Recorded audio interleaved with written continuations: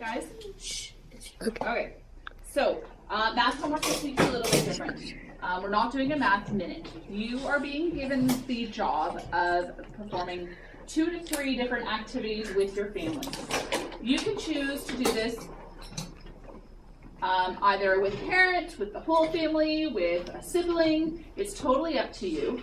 But you need to pick 2 out of the 3 math activities that are listed in the little pamphlet that's here. There's a note to your parents to let them know. You need to pick something that's appropriate for you. So there are activities in here that are appropriate for people that are struggling with math, right up to people that are feeling very comfortable in their math skills. And you're welcome to change and modify the activities that are listed to fit where you're at. Okay, so if you're looking at it and you're like, well, that seems pretty easy, but if I change this one rule, that might make it harder and it's a better fit for me, great. Or this particular activity is really interesting, but it's too hard. If we change this little rule, it'll make it a better fit for me. So there's a lot of room to maneuver in terms of what you choose to do. On the front is a note to your parents just about what the expectation is. You need to do 2 or 3 of the activities listed in here.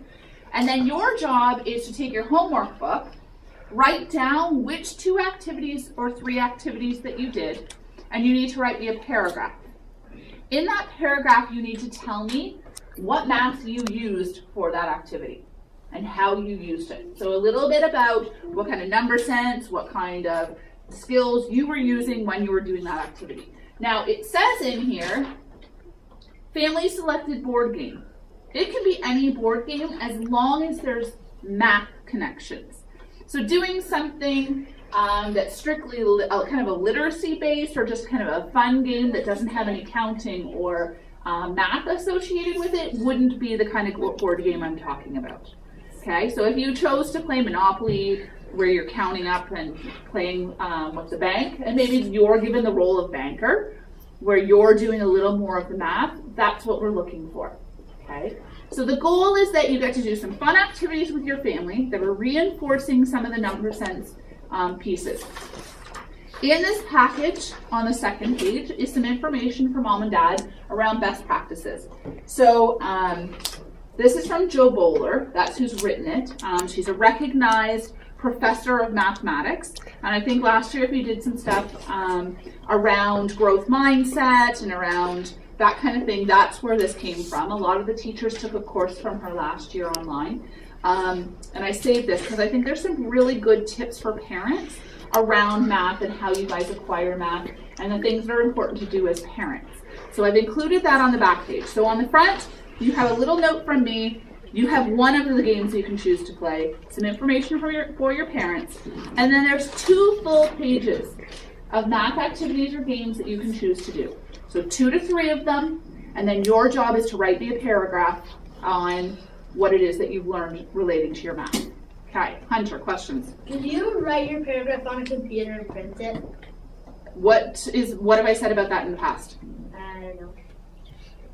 What have I said about that in the past? You can, as long Absolutely. as you put it in the book. It just needs to be ready to go to hand in to me on Monday. Like not this Monday, the week Monday, because that's when homework is due. Okay, Erin. So you could play Fargo? I don't know the game Fargo, but is there math associated with the game? Add up numbers. Yes.